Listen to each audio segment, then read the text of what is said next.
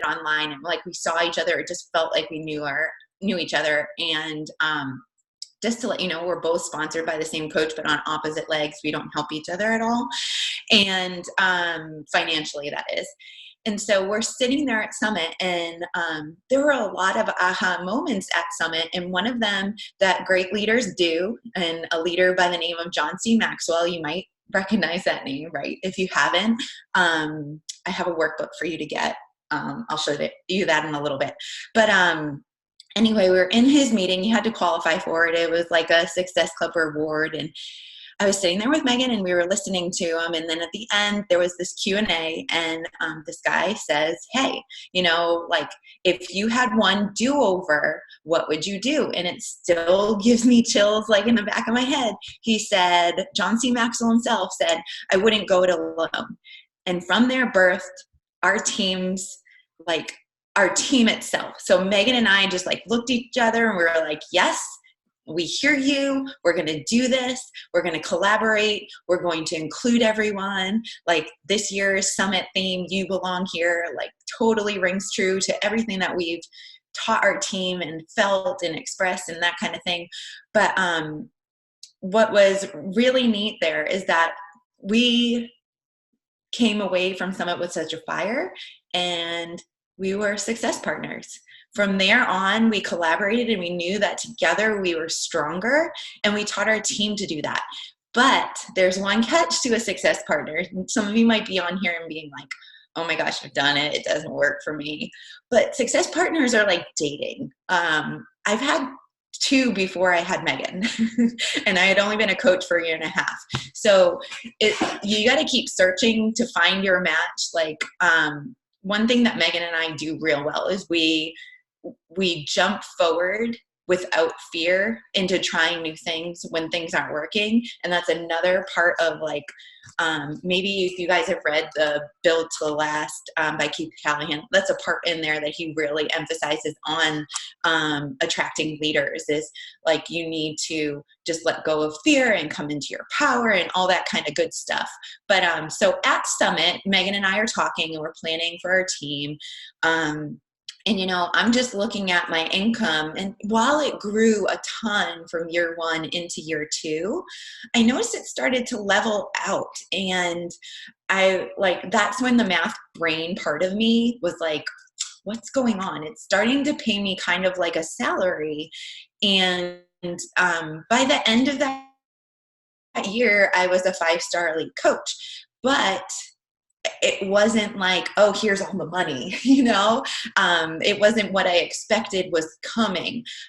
It wasn't until I opened my second CVC that I started to see growth. And over the course of that year, it was 300% growth. So now Megan and I, you know, we're a year and a half into coaching, 2.5 years into coaching. We realize that while, you know, everyone in the network talks about like Emerald being a decision, like, Emerald isn't even a decision in my brain. Emerald is a business strategy. Like, if you're going to be doing this, you need to have your business open. Like, you're not open if you're sitting there as a coach. And I don't say that to make you feel bad or be upset. It makes me feel bad that you're not taking advantage of the other side of this compensation plan, especially with a loved one. If you're taking part of the Emerald part of the compensation plan where you're getting cycle bonus with a loved one, meaning an income coming into your home, another one, that's what you should be doing if you're growing a business. So just a reminder, the U+2 is your spouse, your parent, any child over 18. And siblings don't count. I often get that question. Siblings don't count. But then, like, you can do 2 of those and have that be all of you. April had talked to our team about going Emerald. And really, that's the secret to this. Going Emerald and helping your team go Emerald and having them go Emerald again as you go Emerald again. And it just adds up to a lot of people doing a little manageable things over and over again. And it doesn't get more challenging than that, honestly. And it's a team effort and a collaborative effort and all that good stuff. So what I was thinking about when April told us about going Emerald, I tell my team, don't make my mistake. Don't make my mistake. I actually built under my husband for almost 2.5 years before I made him an Emerald coach. I didn't understand that part. Like I said, we were in this little bubble. We didn't understand about placement and all that kind of stuff that you guys have at your fingertips now in the online office and probably in your team training and whatnot. And so I grew my husband underneath him for 2.5 years. And then I was like, oh, he should be Emerald. And the first day or first week he was Emerald, he capped at $250. And I was like, what does that mean? And so then like, it just made it make so much sense. Like while Emerald is a great start, Diamond is a decision, and Diamond's going to just continue to pay you almost like a salary. Like you're going to expect to see what's coming in. It's not until you make that leap to make, 2-star a legit goal. And that's what's going to build a legacy. And that's what's going to have a crazy, awesome ripple. And I want to tell you guys, you can do that no matter where you are in your life right now, because if I don't know if you swear, April, but like if I could show you the hot mess of a show, like my years of coaching were, you guys would be like, how is she still there? I mean, like my brother was dying of liver failure, and instead of taking a step back, I leaned in and I was like, guys, you need to help me like get through this. I'm sitting in my brother's ICU room, for 8 hours a day, alternating with my sister and mother so that we have someone there 24. So it gives them a chance to get a transplant because he's an addict, and he's most likely not going to get it because, they just don't give transplants and things like that to addicts typically. But because he had the support, I'll keep that story really short. He ended up getting one, and we are so blessed that he has more years with us, that kind of thing. But like every time, like, I don't know if you guys know the arrow quote, but like, if you feel like you're going through hard times, just think of yourself. And I legit think of it like a bow and arrow. Like it's like just keeps feeling like it's pulling you back. That's the time you need to lean in and just keep aiming towards your goals. Like it's like another knock, another, troubling news, or another, challenge you need to work through. And I want you guys to just keep that in mind. Like, oh, Karri said, just keep aiming because it's going to work out. And every single time it has since I started this coaching journey. And we are so lucky to have a community to grow together, to go towards goals together, because again, I want to stress that it doesn't happen in little bubbles. It happens in a community where like April can go in there and be like, hey, Shayla just shared her first transformation picture. Go give her some love.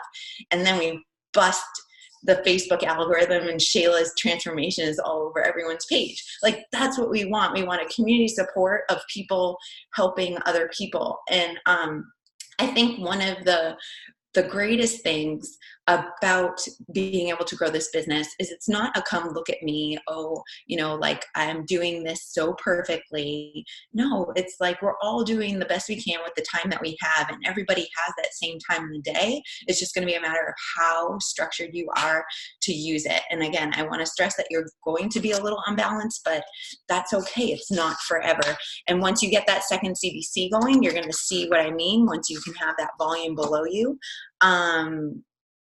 And like, so I think tied together with, high performing leaders and like, how do you get to that level is finding the right people to join your tribe. And that means like, I don't know, do you guys do a whole challenge group together? Like, do you guys do team wide ones that way?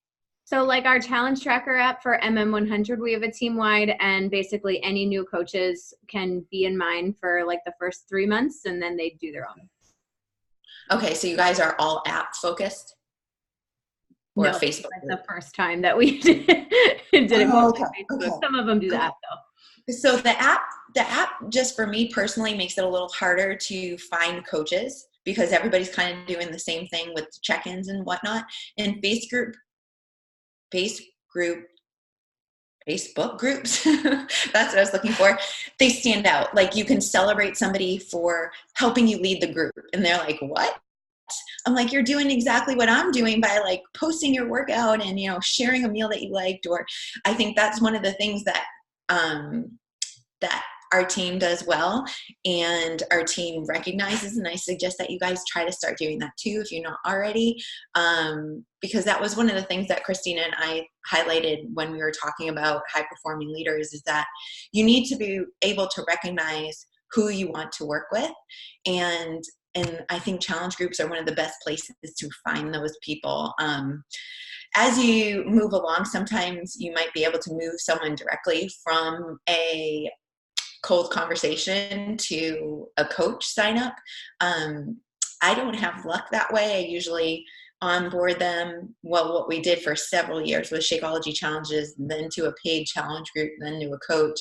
And by the time they were a coach, they were just already believers. But celebrating people's little wins and things like that, you know, like the qualities that they are contributing to the group that would make them or are making them a successful or a valued leader in the group is huge. And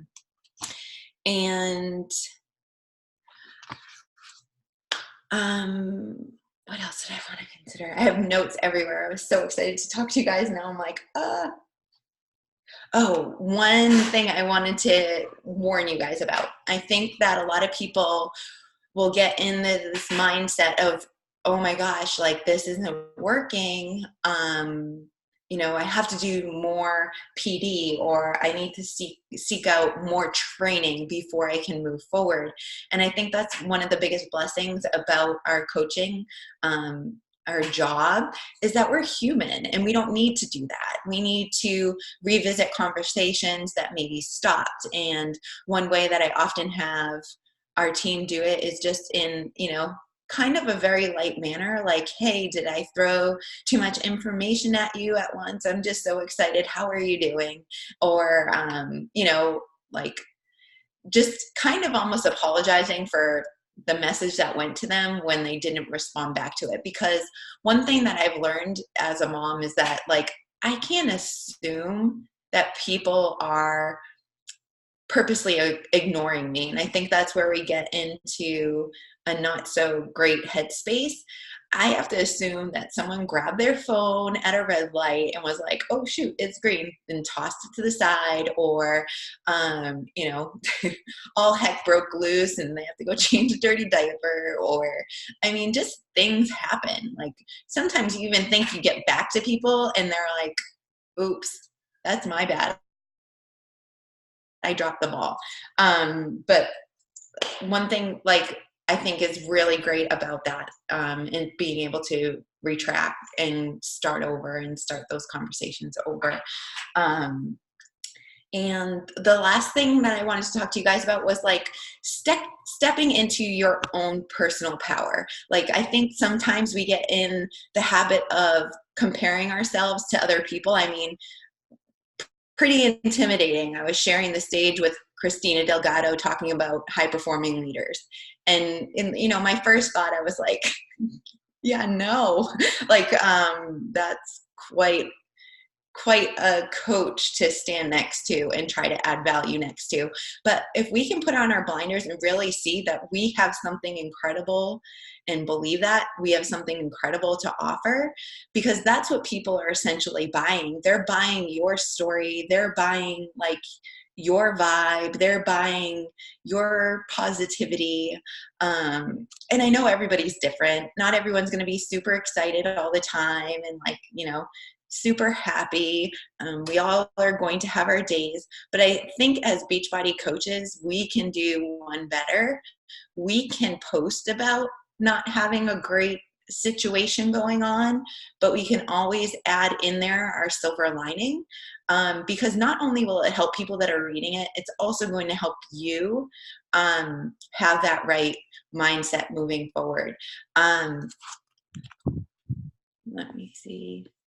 I had pulled open my story because it's been a long time since I looked back into it. And I think that people need to hear that it's just going to be like the simple books that you were probably told when you first started reading. Compound effect. I mean, first started coaching. Compound effect, slight edge. It's the little things that are going to add up over time. And if you take your foot off the gas, like I'm not saying you guys need to be going 100 miles an hour all the time, 24/7. What I'm saying is you're going to show up daily and do the things daily, not do the PD and do your workout and drink your Shakeology, because that's only part of it. People are just going to throw themselves at you. The inviting has to happen daily. And a really little easy way to do this for really super busy people. Do we all eat 3 meals a day here? I don't know if you guys have heard this before, but it's something that we've done. What if you started, like, if you're doing 2B mindset, Shayla's 5, that's even better for what I'm about to tell you. If you follow 2B mindset first, she always says water first, but what if you said water first and an invite? What if you did one invite before each meal? Guys, that makes it so not pressured, right? Like you could even just scroll Facebook and be like, oh, hey, and chat with somebody, because it's that easy. Like my husband, I love him dearly. He's a great husband, spouse, best friend, everything. Like cook, clean, like guy hit some good jackpot here. He gets so overwhelmed with inviting. It's crazy. And he's so bright. Like you don't want to watch Jeopardy bright, annoying, but he thinks it needs to be perfect. And I think that like you guys need to know that an invite doesn't need to be perfect. An invite could be showing up in someone's inbox right before you have lunch saying, hey, I hope you're having a great day. I'm about to sit down at lunch. What have you been up to get that conversation started going, and just say, I don't know if you saw, I started a new program, and just conversational. And people sometimes get stuck on the conversational part. And this is one of my favorite ones to share because it happened to me in an aha moment at TJ Maxx. Any TJ Maxx fans? So I'm literally standing in the TJ Maxx activewear area, and this girl has on really cute leggings, and I'm like, oh my gosh, I love your leggings. I'm in leggings like all the time. Where did you get them? Simple as that. Guys, that's 3 parts, and that's what every single message of mine has. It's recognizing something about them, relating to me, and asking a question every single time. You will not brain throw up on them doing that, and it's extremely conversational. That girl did not think I was a creep. She answered. I said, I love them. I'm going to go check it out. She felt good about giving me information. I felt good about having a new place to shop, and we became Facebook friends. Like, I love face-to-face stuff anyway, but it's literally 3 things: recognize, relate, question. And you're going to be golden with that. And the more you practice that, the less scary inviting and connecting will be, because I think that's what paralyzes people, right? The fear and the getting ready to get ready and the not taking action. As soon as you start taking action, everything feels lighter. The fear starts to go away. You realize on the other end, there's a human not expecting you to be perfect. Like even just yesterday, my husband was inviting a friend to join or whatnot. And he was like, I didn't ask a question. And he was like deflated. And I was like, David, then send a question. Like, you are human. It doesn't need to be in the same little blue bubble. Like, it's just, I think the more stress we can take off ourselves, the better we will perform, and the better we will come into our power, and the better contributor we will be to our team, and the more we will attract the right people, the happier we will be, the more we will shine. People will see that. And I think you guys are in such a great, like, rebirth phase, if you will, that like the sky is the limit. Celebrating each other's successes just is contagious, and I hope you guys continue to do that. Emerald, going emerald and going emerald over and over again is the best accomplishment in coaching, because that's what adds up to true legacy in your teams and your downlines. It's something that everybody can duplicate. And one thing I want to say before we wrap up is that I know some people get caught up with Success Club or volume, and I don't think one is better than the other. Honestly, I think they're both great yardsticks for growth of your business. But I know that Success Club can be something that people almost hang whether they're a good coach or not on. And I want to just say that, like, you shouldn't be afraid to offer somebody the total wellness bundle, if you will, fitness and nutrition, because I think back about what those 2 points that I gave my coach did for me, and it's truly mind-blowing, like how thankful I am to have given her those 2 Success Club points. So just keep thinking about what we really are sharing as a company. Something that I hold dear to my heart and I think about daily is like, this isn't about what success looks for me. This is about what the success of the people around you looks like. And, maybe for a college kid, it's finally having a good relationship with food. Maybe for a mom, it's finally feeling confident in her skin and having energy and not craving a nap, because that was me. Maybe it's an older mom, that's trying to help her kids fuel their bodies and have good relationships so they can avoid how maybe she had self-talk and negative self-talk or whatnot. But the one that kicks me, and I think because it's my goal, like my big goal, is to give grandparents more days. Give grandparents the chance to have more weddings to attend. And that could be the college student's life that you're changing. The ripple doesn't end. You give that grandparent more weddings to attend. You give that grandparent more experiences with new grandchildren. You give that grandparent more energy. You give that grandparent less disease. You give that grandparent more time with their full, power to be happy and fulfilled. And I think that's what I want to leave you guys with tonight, is just step into your power so you can create a ripple that can affect generations to come, because you can do it. I love that so much. That's a perfect way to end it. I was like, oh, I love that. Because it's really, that's what it's all about. So I'll let anybody ask any questions, but the things that stood out the most to me was how simple it is. Like, before you eat a meal, do an invite. Like, because a lot of people on this call, their goal is, maybe 3 to 5 invites a day. So that's so simple. That's so easy. And then it's, it's done. And then I also loved how easy it is. And I feel like I used to say, give this, but now I don't really have the way to say it. So just the recognize, relate, and question is so simple. And I feel like that's such a easy way to explain it to new coaches too. Cause we, like you said, everyone wants to overcomplicate the invite. And then success is what it looks like to people around you. So love that so much. Does anybody have any questions or anything for Karri? Okay, if everybody wants to hop on and show me your face real quick, I'm going to take a picture. Show me your face. Sorry, I have a question. Oh, go ahead. So what you had mentioned that you were really, really busy. So I'll be going back to my semester and it's like really super crazy hectic. So how did you balance your time when you pretty much had little to none? Right. So the business activity tracker is gold. And I'm not just saying that, like, it's awesome. So when I first started coaching, my daughters were 2.5 and 6 months. Neither could be independent. My husband was working super long hours. They didn't nap at the same time, and their sleep schedule wasn't the same, and their eat schedule wasn't the same. Like some days I was just like, whoa.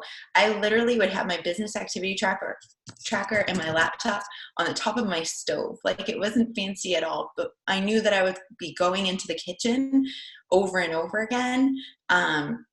And I would set them up in the kitchen with like their snacks and whatnot. So one way I did that was throughout the day, I would,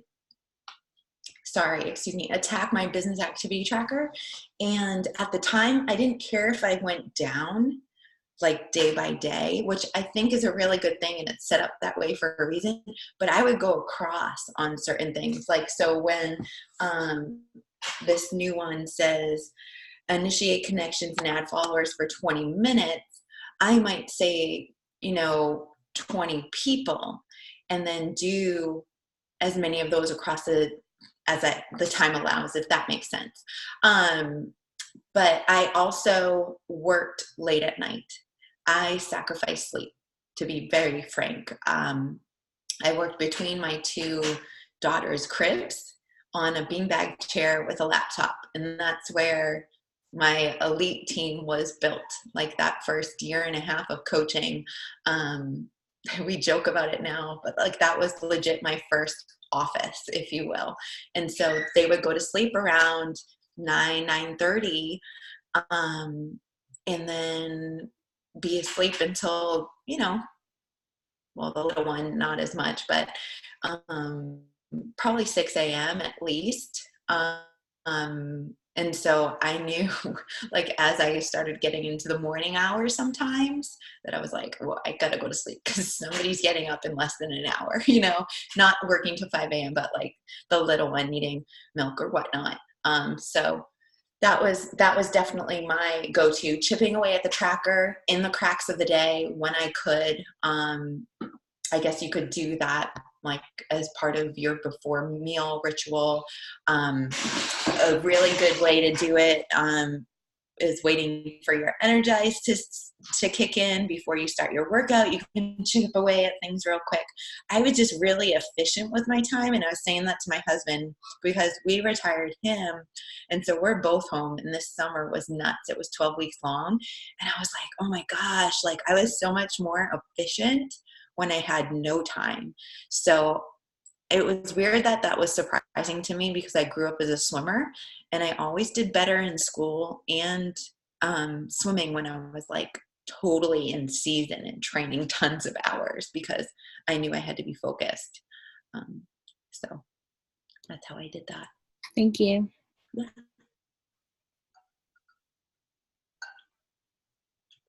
No questions?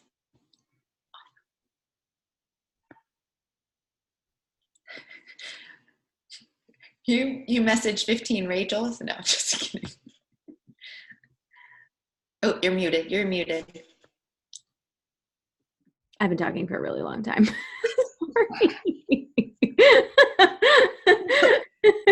But thank you so much for hosting for us.